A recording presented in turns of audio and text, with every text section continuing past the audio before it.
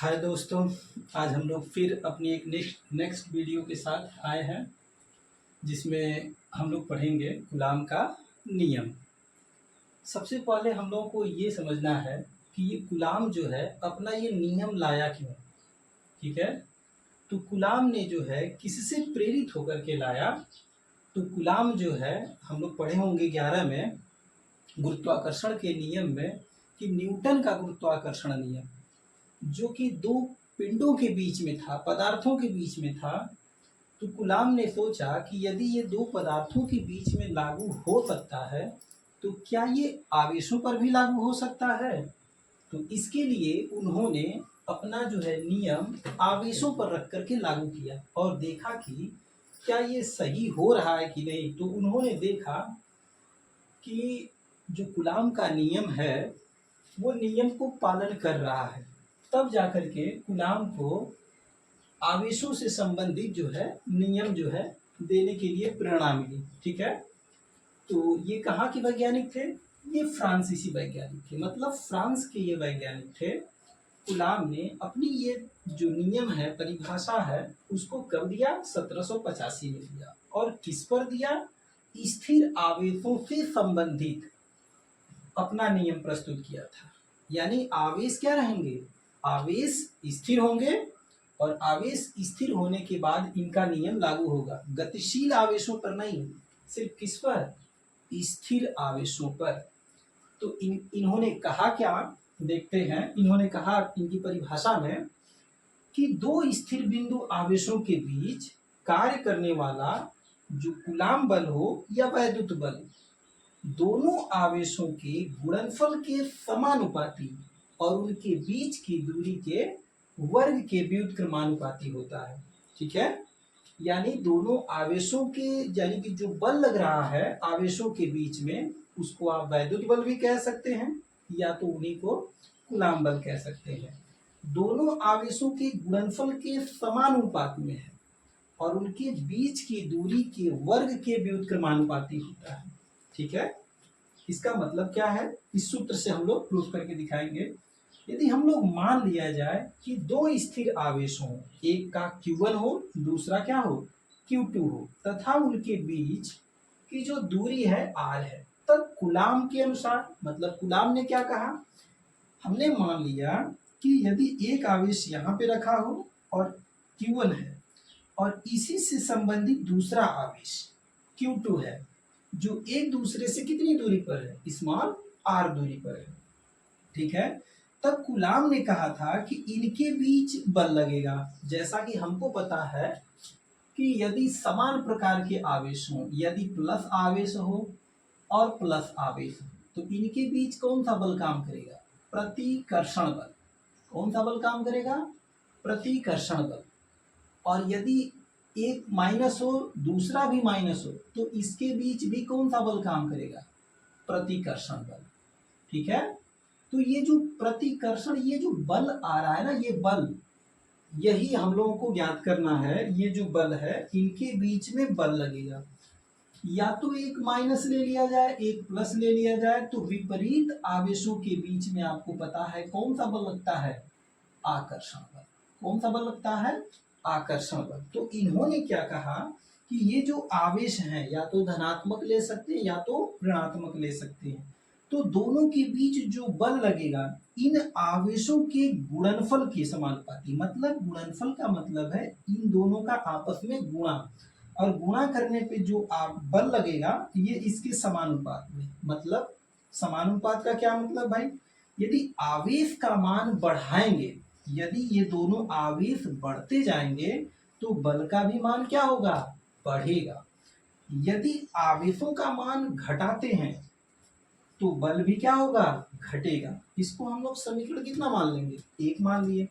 और उनके बीच की जो दूरी है r, वो व्युत्क्रमानुपाती, यानी वर्ग के व्युत्क्रमानुपाती है। इसका मतलब है यदि आप त्रिज्या को छोटा करेंगे, इसको छोटा करेंगे, तो बल का मान बढ़ेगा। यदि इसको बड़ा करेंगे तो इसका मान घटेगा। ठीक है, यानी इसमें उल्टे का संबंध है। एक घटता है तो दूसरा क्या होता है? बढ़ता है। तो देख रहे हैं कि दोनों जो लेफ्ट में है आप दोनों एफ साइड है, एफ एफ है, तो हम इन दोनों समीकरणों को मिला के लिखेंगे, यानी समीकरण 1 और 2 से, यानी F proportional to Q1 Q2 हो गया और इनके बीच की दूरी r स्क्वायर है। ठीक है, ये जो आपको प्रोपोर्शनल दिखा रहा है ये बल और इस राशि यानी आवेशों और त्रिज्याओं के बीच में संबंध को बताता है। ठीक है, अब ये प्रोपोर्शनल तोड़ेंगे तो एक कांस्टेंट लाएंगे जिसको कहते हैं के। क्या है? कैपिटल के, Q1 Q2 बटे r स्क्वायर। अब ये के है क्या? तो के बोलते हैं जहां के जो होता है नियतांक है, अंग्रेजी में क्या बोलते हैं? कांस्टेंट। अब आपसे ये कोई पूछे नियतांक लगाते ही क्यों है भाई? हर जगह आप पढ़ेंगे नियतांक है, नियतांक है।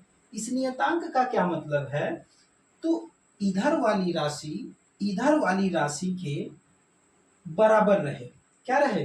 बराबर रहे। ये जो कांस्टेंट होता है ये बदलने नहीं देता है इधर वाली राशि को, यानी कि अगर आ गया यह बराबर के Q1 Q2 बटे r स्क्वायर, तो ये क्या करेगा? इस वाली राशि को और इस वाली राशि को बदलने नहीं देता है, स्थिर कर देता है, ताकि इधर वाली राशि इसके बराबर रहे। ठीक है, और प्रत्येक आप देखे होंगे कि प्रत्येक कांस्टेंट जो है प्रत्येक के लिए अलग अलग होता है। क्यों अलग अलग होता है? क्योंकि इनका जो मान होता है, जो राशियां होती हैं, वो ताप, दाब, आयतन, घनत्व पे इनका मान निर्भर करता है, जिसकी वजह से अलग अलग जो राशियां होती हैं उनके ऊपर अलग अलग ताप, दाब, घनत्व का प्रभाव पड़ता है। इसलिए कांस्टेंट भी क्या होता है?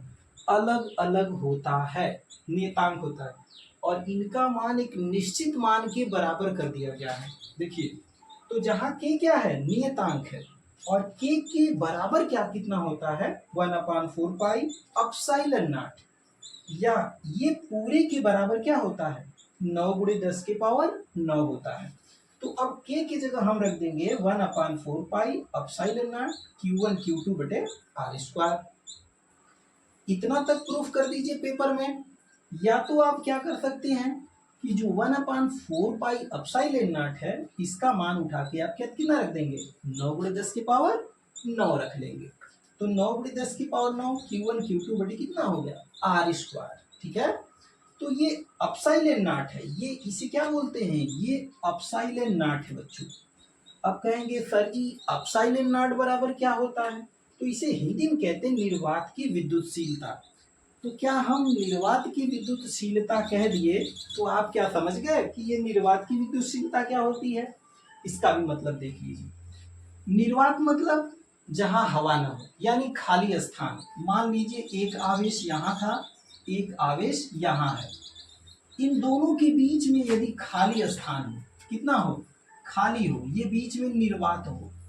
ठीक है, तो इस निर्वात के बीच में जो आएगा मान एप्सिलॉन नॉट का, यानी इस और इस निर्वात के बीच में जितना मान आएगा वो किसका मान होगा? वो एप्सिलॉन नॉट का मान होता है।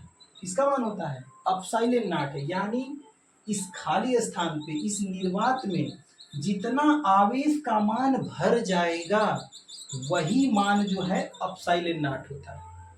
ठीक है, जितना इन दोनों आवेशों के बीच में जितना आवेश आपका आ जाएगा वही क्या है? एप्सिलॉन नॉट है। और ये रिक्त स्थान होता है। कौन सा स्थान? रिक्त स्थान, जिसको आप कहते हैं निर्वात। वैसे हम लोग जानते हैं जहाँ हवा ना हो उसे क्या बोलते हैं? निर्वात बोलते हैं। तो इसमें इन आवेशों का जितना मान आ जाएगा वही आपका क्या है? Epsilon not. और एप्सिलॉन नॉट का मान पढ़े हैं 8.85 जो 10 के पावर माइनस कितना होता है? 12 होता है। इसको हम कल पढ़ेंगे। ठीक है, इतना आई होप कि समझ गए होंगे। ठीक है, अगर वीडियो अच्छी लगे तो लाइक और सब्सक्राइब करिए। ठीक है।